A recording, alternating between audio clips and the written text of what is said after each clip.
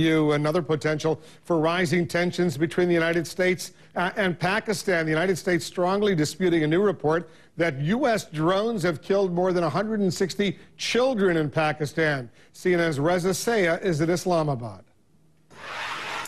Wolf, the U.S. and Pakistan have been butting heads for years over the issue of these drone strikes, and this latest report is sure to fuel the debate about whether these drone strikes are an effective strategy in the fight against extremism. The report, released by a UK-based group of British and Pakistani journalists, according to the report, ever since 2004, Washington has launched about 290 drone strikes on Pakistani soil that have killed more than 2,000 people. The report says among the victims, 380 civilians, including more than 160 children. It's no surprise Washington is not happy with this report. This report doesn't bode well for what Washington is trying to do here in Pakistan, and that's to repair its damaged image. Washington wants to win some hearts and minds here in Pakistan.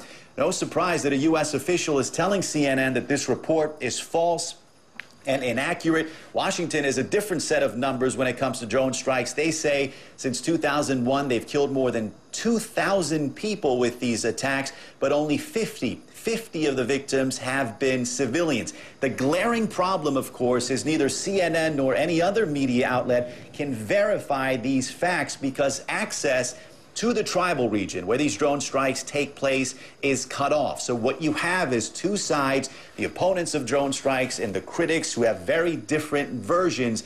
Even so, Washington is pushing forth with the strategy of drone strikes. They've increased under the Obama administration. Washington maintains that there's still an effective strategy against militants. Wolf? All right, Reza, thank you. Reza Sayah reporting from Islamabad, a sensitive story.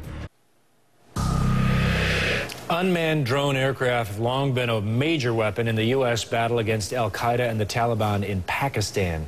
And civilians have sometimes been killed by mistake. Well, now a report by a British and Pakistani journalist group says the civilian death toll has been far higher than the U.S. has acknowledged. According to the London-based Bureau for Investigative Journalism, 2,292 people have been killed in drone attacks since 2004.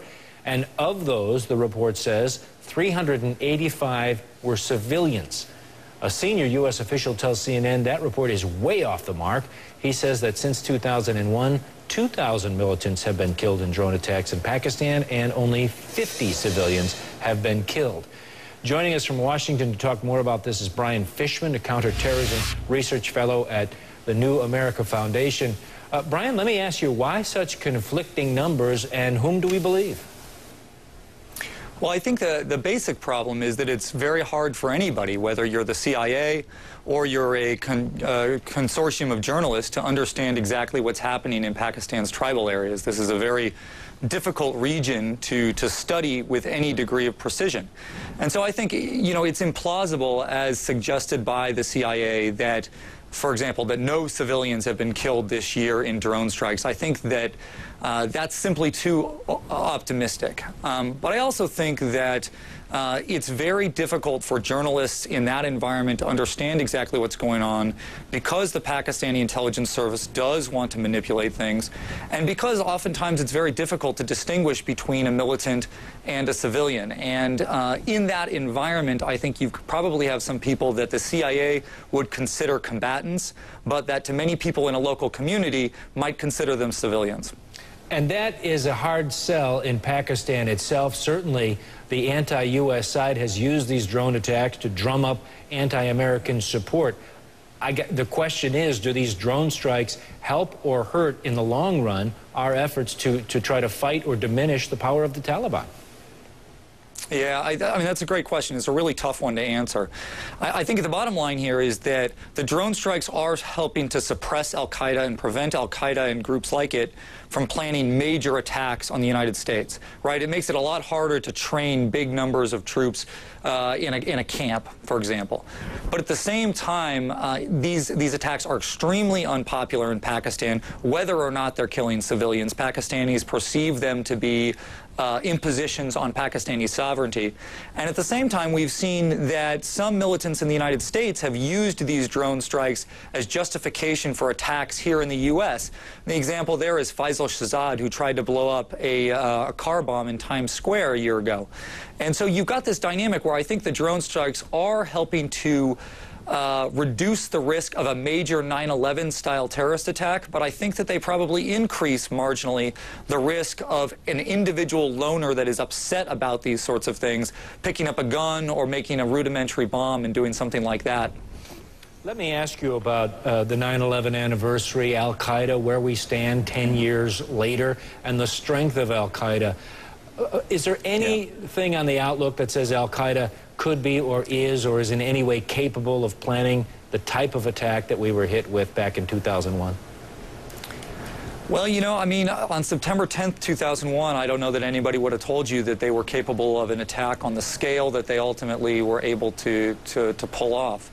You know, so you've always got to have some healthy caution about a group like this. But I do think that that sort of attack is a lot harder for them these days because they've lost their safe havens and they've lost their ability to plan with impunity. I mean, before 9/11, they essentially had total ability to plan for long periods of time in Afghanistan. And today there's nowhere in the world where they can do that with as much sort of a carefree attitude.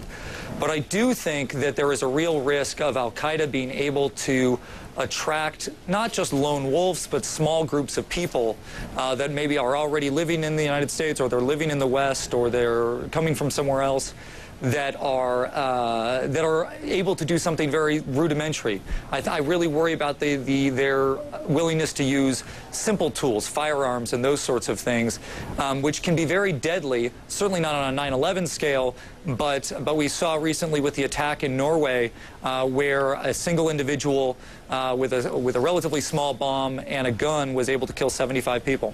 Yeah, it's an ever-evolving problem, ever-evolving enemy. Brian Fishman, thank you so much for joining us.